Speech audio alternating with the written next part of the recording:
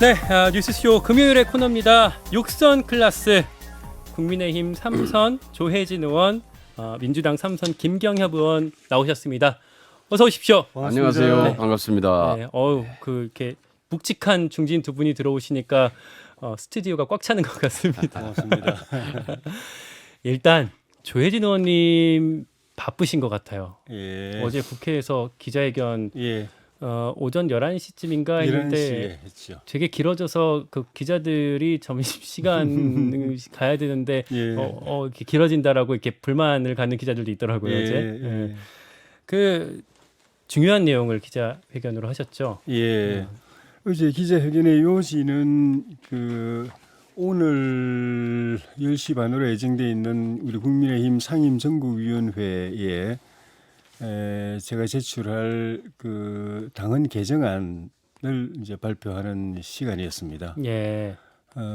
지금 당 내에서 벌어지고 있는 여러 분란들이 원인이 많지만은 그 중에 하나가 이 당 대표가 당 윤리위원회의 징계를 받아서 직무가 정지된 상황, 이런 상황이 헌정사에서 여야 통틀어서 처음 있는 일이거든요. 그러다 보니까 그에 대한 당헌 당규가 없습니다. 예. 이 당 대표가 이렇게 징계받아서 직무가 정지되면 어떻게 그다음 소속 조치는 어떻게 돼야 되는가에 대한 이 당헌 당규 규정이 없어요. 그러니까 거리 시에만 이제 규정이 되어 있고 사고 시에는 규정이 안 되어 있었죠. 예. 그러니까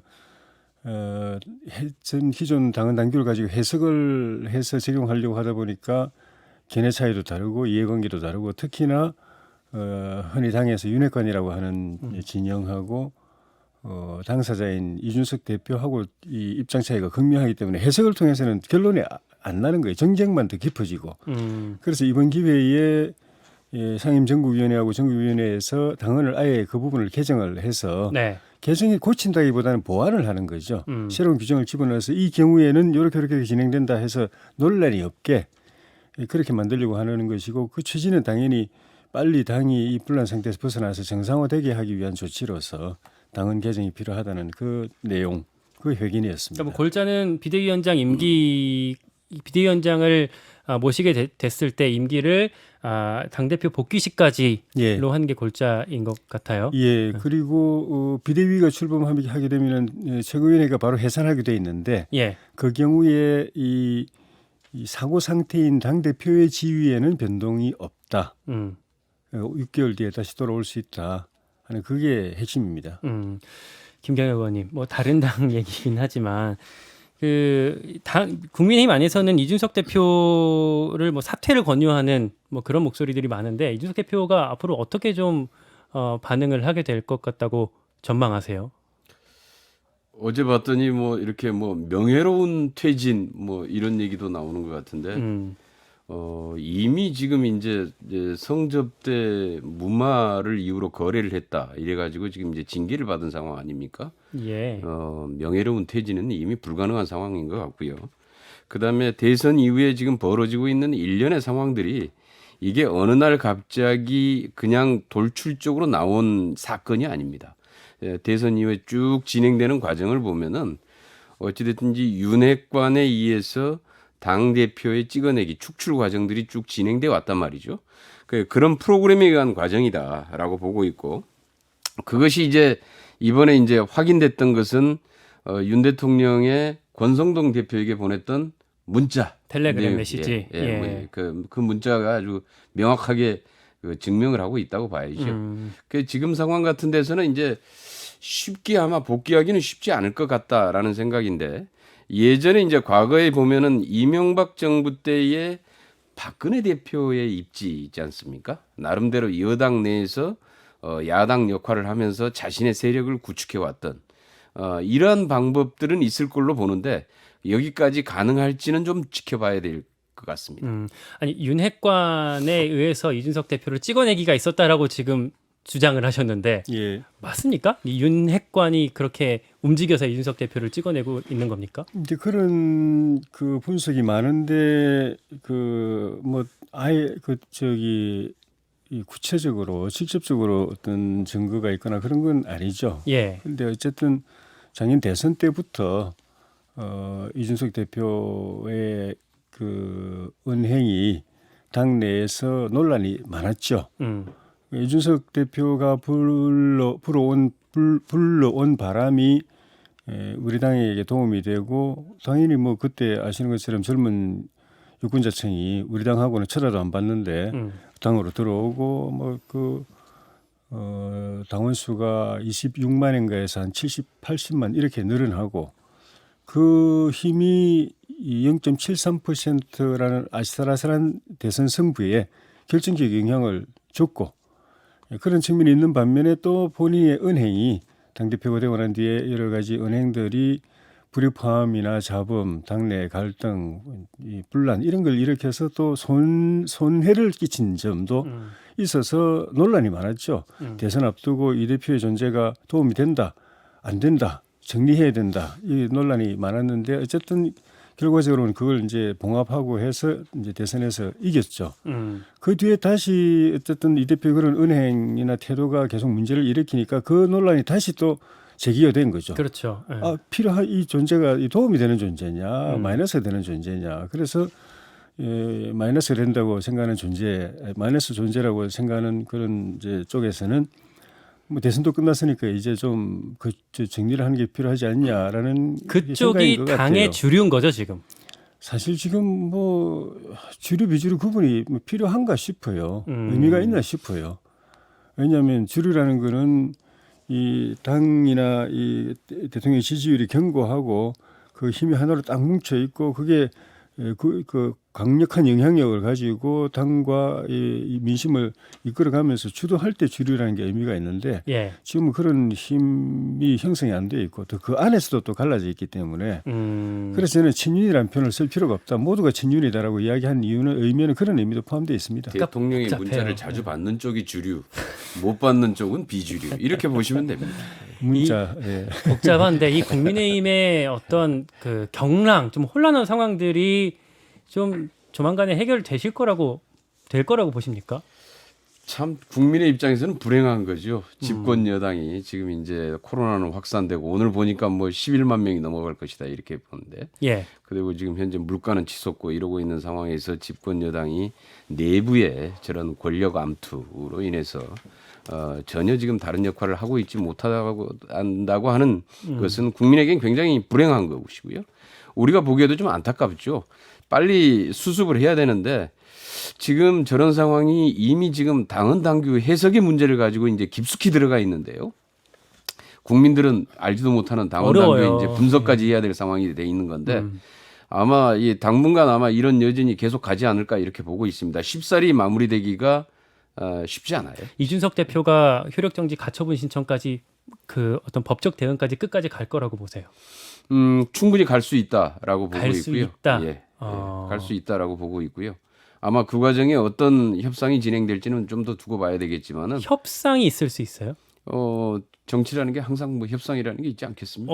이거 여야 간의 어떤 정책을 갖고 논의하는 게 아니라 이런 문제를 갖고 뭐 물밑에서 뭐 이렇게 좀 뭐 주고받고 빠터라고 하죠. 풀어갈 수 있다라는 말씀. 예. 그런데 이제 지금의 상황으로 봤을 때 아직까지 아까도 그래서 내가 지금까지 대선 이후에 벌어진 일련의 과정을 봐야 된다고 그랬는데 예. 그 과정을 봤을 때는 집권 여당 내의 권력, 이 예. 주도권을 놓고 벌이는 이게 죽기 아니면 살기의 싸움이기 때문에 협상까지는 가기는 쉽지는 않을 텐데 지금의 이제 상황이 그래서 아마 당분간 계속 여진이 계속 갈 수밖에 없다라고 보는 거고요. 그 이제 여기에서의 아까 말씀드린 대로 이준석 대표가 이후에 스탠스를 어떻게 취해서 가느냐. 예. 이게 이제 본인의 이제 정치적인 생명과 관련해서도 굉장히 중요할 것이다 이렇게 보고 있습니다. 그러니까 당 안팎에서 좀 극단적으로는 이준석 대표가 뭐 신당을 창당할 거다. 뭐 박지원 전 비서실장 같은 경우는 이준석 대표가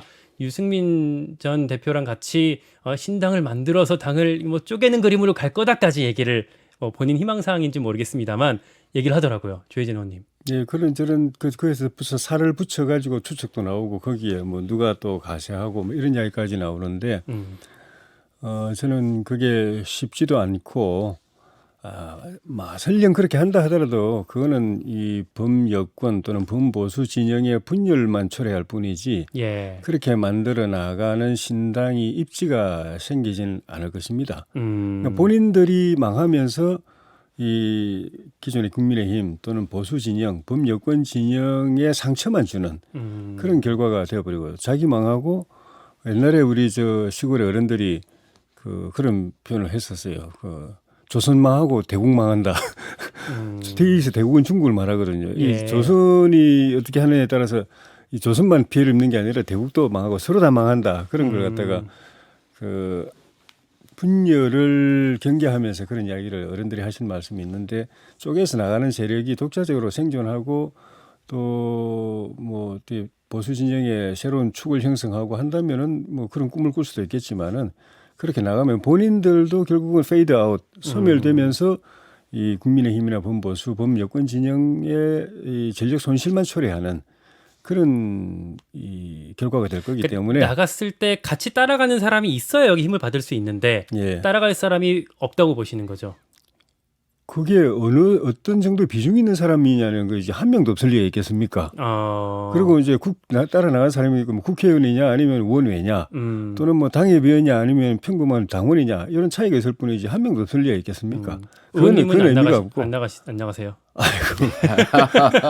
그건 저한테 좀 모욕적인 표현입니다. 예. 그리고 이준석 대표 리더십을 보면은 당 밖에 나가서 당을 만들어서 그걸 운영하고 할 만한 그런 리더십은 아니죠. 본인이 우리 당에 기여한 부분도 그런 영역의 리더십이 아니고 새로운 모습 또는 참신한 모습 또는 기성 우리 보수정당들이 하지 못했던 그런 그 소통 방식 이런 걸 통해서 특히 젊은 유권자층에게 호소하는 그 호소력 이런 것들이지 당이라는 거대한 이 정치 조직을 만들어 가지고 자기가 그걸 이끌어 나가고 이런 리더십이면은 그런 리더십을 갖고 있다면 우리 당이 이렇게 시끄럽겠습니까?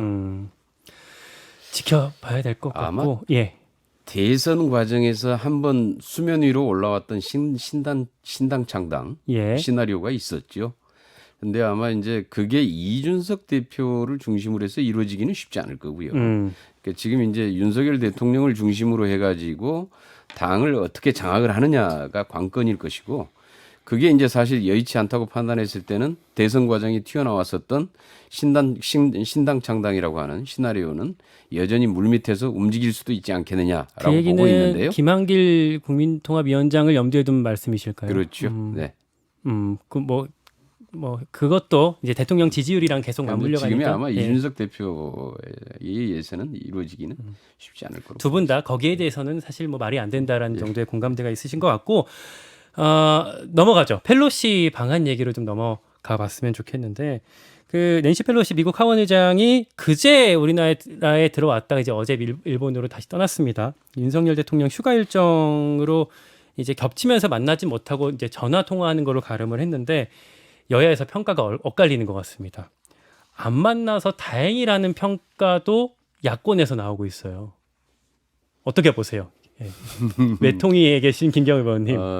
그건 아닌 것 같고요. 예. 야권에서도 물론 뭐 여러 가지 의견은 있을 수 있는데 예. 안 만나서 다행이라는 건 그건 아닙니다. 그건 아니고 만났어야죠. 그게 외교죠. 일단 그 미국에서의 그 뭐 서열이나 이런 걸 고려하더라도 적어도 중요한 손님인데 만나서 중요한 외교의 기회로 만들어 갔어야 된다라는 게 맞는데 문제는 이제 그 안 만나는 이유가 그 대통령의 휴가 여기까지는 있을 수 있다라고 생각을 하는데요. 그런데 이제 뭐 휴가 중이라도 사실 뭐 중요한 일이 있을 경우에는 이제 예배로 만날 수도 있는데 뭐 그래도 이해를 한다고 친다라는 거죠. 그런데 그 휴가라고 해놓고 그 기간에 대학로에서 연극 보는 장면, 그 다음에 연극 끝나고 나서 술 한잔 하면서 뒤풀이하는 장면까지 사진을 공개를 한단 말이죠. 이 외국에서 온 손님 입장에서는 어떻게 받아들였을까? 그런데 거기에서 더 큰 문제가 발생했습니다. 더 큰 문제요? 예. 왜 안 만났느냐라고 이제 여러 가지 기자들이 질문을 하니까 이 대통령 측에서 국익을 종합적으로 고려해서 만나지 않았다. 이래버렸단 말이에요. 그런 최영범 홍보수석의 예. 뭐 브리핑이 나왔죠 어제. 이거는 말이죠. 사실은 어떻게 보면은 거의 이 외교적으로는 해서는 안 되는 얘기입니다. 어떤 점에서요? 그게 이 얘기가 무슨 뜻입니까? 내가 저 중요한 그 나라의 손님이 왔는데 내가 만나지 않는 이유가 국익을 고려해서 만나지 않았다.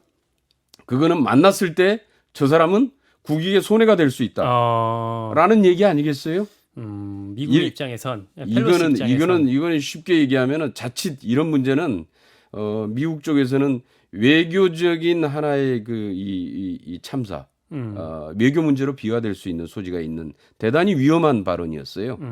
이게 이제 정말로 갈팡질팡하는 외교, 정말 외교에 감각이 없는 아마추어 외교의 정말 전형이다라고 하는데요. 대단히 위험한 발언들입니다. 그러니까 물론 어렵긴 할 것 같아요. 대통령 입장에서도 만나냐 마냐 아니면 어느 정도 수위로 이제 그 코멘트를 하냐가 어렵긴 했을 것 같은데 어떤 뭐 대응이 좀 가장 적절했다고 보실까요?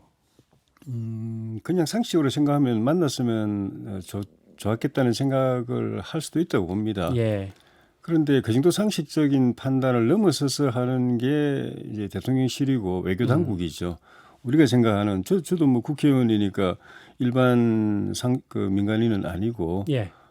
직업적으로 국정을 생각하는 사람인데 저 같은 사람의 판단보다는 더 많이 여러 가지 정보를 가지고 여러 가지 요소를 고려해서 하는 게 외교부고 대통령실인 거지. 그분들이 제 판단보다도 못 미치는 그런 판단을 할 리가 없는 거죠. 그런 측면에서 저는 제 상식으로 판단했을 때는 만났으면 좋겠다는 아쉬움을 느끼면서도 충분히 이유가 있었을 것이다. 또 검토하는 대목들이 있었을 것이고 종합적으로 판단해서 그런 결론을 내렸을 것이다라고 하는 또 이해하는 부분도 있습니다. 그리고 짐작되는 부분도 있는데 짐작되는 부분. 예, 제가 추정할 수 있는 부분도 있는데 그것도 사실 외교적인 문제이기 때문에 공개적으로 이야기하는 게 뭐 바람직한가 싶어서 저는 뭐 이야기는 안 하고 싶습니다만은 그런 예. 여러 가지 예민한 대목들을 다 고려했을 때 이 전체적 국익 측면에서 어떤 결론이 바람직하냐 하고 이제 정리를 한 걸로 봅니다. 그러니까 낸시 펠로시 의장을 만났을 때 우리한테 국익에 손해다라는 관점이 아니고 만나는 게 있을 수가 있고 또는 만나진 않지만 또 전화를 통해서 대화하고 소통하는 또 그 플랜 B가 있을 수가 있고 이런 여러 가지 몇 가지 시나리오를 놓고 볼 때 가장 우리 국익의 극대 지점이 어디냐 하는 그런 관점에서지 뭐 만나면 손해고 안 만나면 이익이고 그런 관점은 아니죠. 만나도 이익, 우방이기 때문에 동맹이기 때문에 만나도 이익 또 전화 통화도 해도 이익이지만 좀 더 큰 틀에서 이것저것 다 고려했을 때 여러 변수를 종합해서 봤을 때 좀 더 큰 이 국익은 어느 쪽이냐 그 관점에서 저는 판단했을 거라고 봅니다. 대통령실에서 예. 아무래도 이제 중국과의 관계가 있기 때문에 좀 고민이 되긴 했을 것 같습니다. 어떻게 보세요? 그러니까 이번에 이제 낸시 펠로시 의장이 아시아 순방국들 보면은 이제 싱가포르, 인도네시아, 대만, 이제 일본까지 가는데 전체적으로 국가 정상들과 다 만난단 말이죠. 예. 그 우리만 이제 해서 만나지 못한 건데 문제는 이제 우리의 이제 이런 판단입니다. 이게 굉장히 왜 이런 판단으로 우리가 몰려왔을까라는 걸 봐야 되는 거거든요. 그러니까 다시 말해서 만약에 문재인 정부 때처럼 한미 동맹을 강화하면서 중국하고 좋은 관계를 유지했다. 이렇게 되면은 전혀 이번에 그런 것들을 고려할 필요가 없었던 거죠. 그런데 이제 이 윤석열 정부가 들어서고 나서 어설프고 편중된 이념 외교를 펼쳤단 말이죠.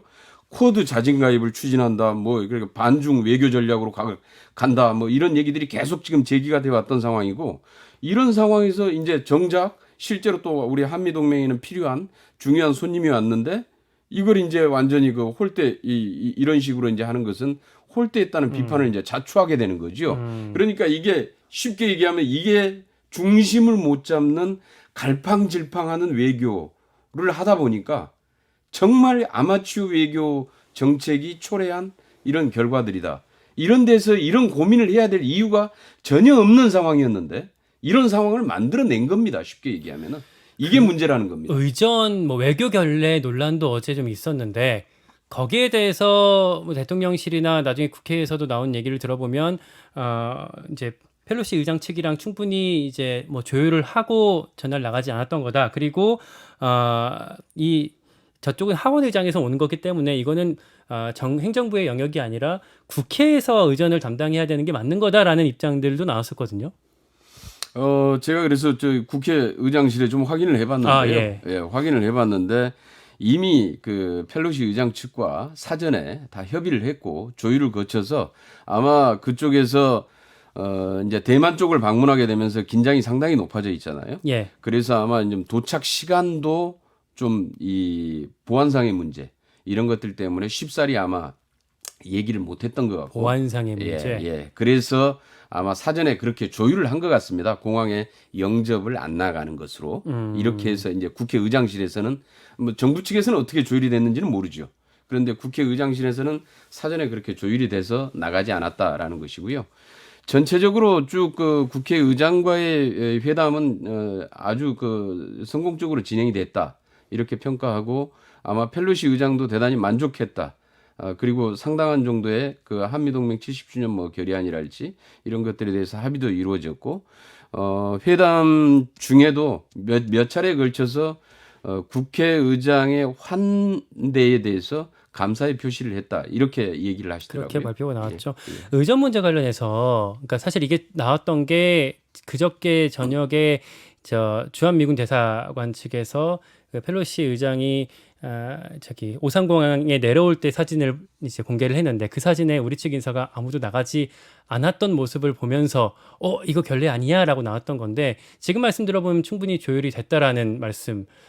조혜진 의원님 보시기에도 문제가 뭐 될 만한 상황이 아니었다고 보십니까? 그거는 이제 그 당사자들 측의 입장과 그 설명을 일차적으로 존중해야죠. 예. 지금 그 김경영 의원님 말씀도 있었다시피 이 1차 당사자는 의회거든요. 예. 국회의장이시고 또 민주당 출신의 국회의장이신데 좀 지금 설명대로 그분조차도 이 우리 상식으로 보면은 당연히 뭐 그 의전 나가야 되고 하는데도 불구하고 이런저런 사정이 있어가지고 그쪽하고 조율해서 안 나가는 걸로 했다고 할 때는 그런 그 사정이 있다는 것 아닙니까? 그러니까 그 직접 당사자가 아닌 외교부가 관례적으로도 이 의회 초청 그 외빈일 때는 의회가 하는 건데 외교부가 나서지 않는 것인데 의회조차도 그런 사정이 있어서 사전 조율해서 안 나가는데 외교부가 나가라고 하는 것도 그건 사실 무리인 거죠. 그건 대통령실도 마찬가지고.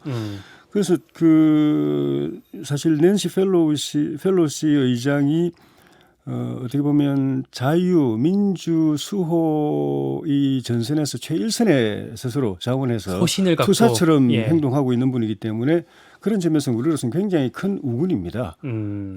그렇게 보면은 또 그 대통령도 전화 통화보다는 만나는 게 더 우리 국익에 유익일 수도 있다라고 판단했을 겁니다. 그런데 또 한편으로 보면은 정작 미국 그 행정부는 바이든 대통령 본인부터 해서 행정부 측은 이 시기에 특히 이제 중국의 시진핑의 3기 임기 흔히 말하는 이제 등극한다고 그러죠. 예, 전대를 앞두고 등극하는 그런 그 대행사를 앞두고 이 성향상 보면은 바이든 대통령보다도 훨씬 더 반중 이 노선을 가지고 있는 펠로시 의장이 이 동남아 지역을 순방하고 또 대만까지 간다라고 하는 데 대해서는 굉장히 우려를 표명하고 처음에는 부정적인 뜻을 표했습니다. 그런데 강행하니까 그 나라는 또 이제 국익을 위해서는 한 목소리 내야 되기 때문에 이제 사후적으로는 이제 찬성하는 입장을 냈지만 처음에는 우려하고 좀 자제를 요청하고 했던 그 행정부의 입장도 우리가 우리 국회나 우리 저 정부가 또 고려해야 되는 것이고 또 직전에 또 대만에 다녀오면서 대만이 지금 준전시 상태처럼 가버렸잖아요.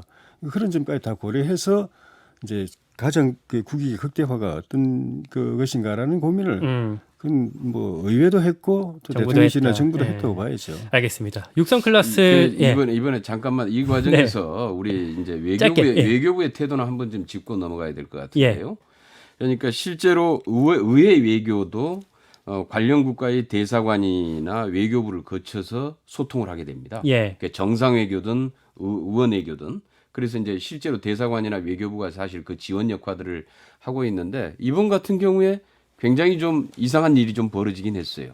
그러니까 외교부가 이런 내용 자체를 파악하고 있지 못했다라는 겁니다.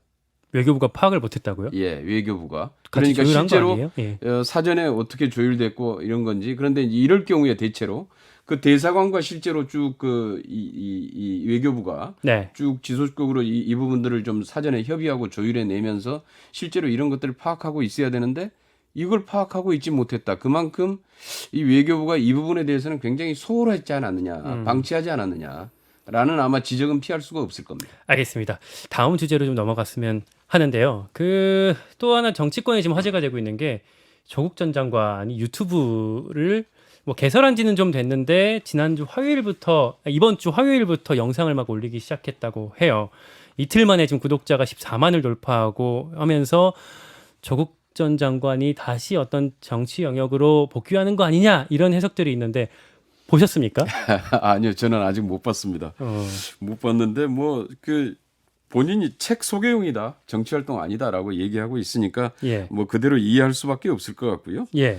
뭐 그런데 한 가지는 부러운 건 부럽다고요? 부럽지다. 예. 그 보니까 이틀 만에 14만 명 구독자 신청이라고 그래서 사실 이 정치 유튜버, 시사 유튜버가 이렇게 구독자가 늘어나기가 쉽지 않잖아요. 예. 저도 이렇게 김경엽의 정치 맛집 이렇게 몇 분 1년이 지금 해서 다 돼 가는데 10,000명 넘어가기가 쉽지 않습니다. 그런데 아, 그래요. 예. 이야, 이틀 만에 그냥 14만 명, 부럽긴 한데 뭐 정치 활동의 재개로는 안 보고 실제로 본인이 지금 여기에서 밝힌 것처럼 책 소개용이다 이렇게 안정하고 보는 게 맞을 것 같아요. 정경심 교수, 부인 정경심 교수가 이제 뭐 형 집행정지를 신청했다고 해요. 이게 좀 뭐 구체적 일정이 나오지는 않았는데 가능하다고 보십니까? 네.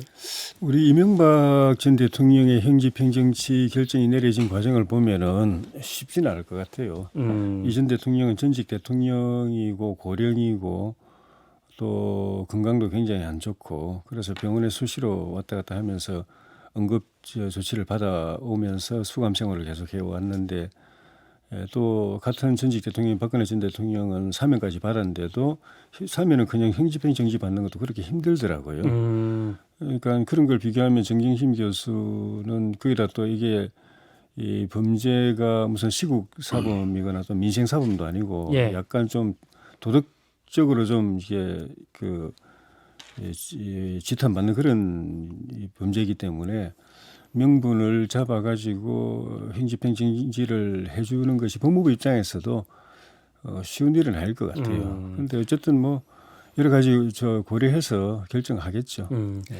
마지막으로 민주당 이슈 하나만 좀 짚고 갔으면 하는데요. 그 이재명 의원이 최근에 이상민 행안부 장관 탄핵을 거론했어요. 추진해야 된다라고 말한 걸로 당내에서 좀 술렁이고 있는 분위기가 있더라고요. 여기에 탄핵을 추진해야 한다. 아니 그 좀 조심스럽게 마지막 카드로 좀 봐야 한다라는 의견들이 나뉘던데 김경엽 의원님 입장은 좀 어떠십니까?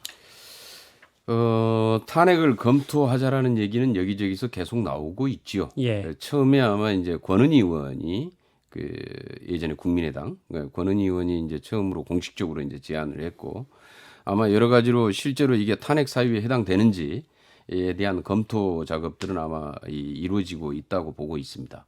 아마 그래서 실제로 이게 이 헌법과 법률을 위반한 사례가 명확하다. 명확하게 이건 위반했다고 볼 수 있다라고 하면은 당연히 탄핵은 추진하는 거고 그것은 뭐 국회의 의무죠. 행정부가 헌법과 법률을 위반하고 있는데 그걸 방치한다. 그것은 국회의 오히려 직무유기에 해당된다. 당장 해야 한다는 아니군요. 예. 그래서 그 부분에 대한 아마 법률적인 검토, 헌법상의 검토 이런 것들이 함께 이루어지면서 판단해야 될 문제다라고 보고 있습니다. 덧붙일 말씀 있으실까요? 뭐 역설적이지만 시진핑 주석이 요즘 미국 위협할 때 예. 그런 변호사인데 불장난하다가 물에 타 죽는다 그런 이야기를 하던데 예.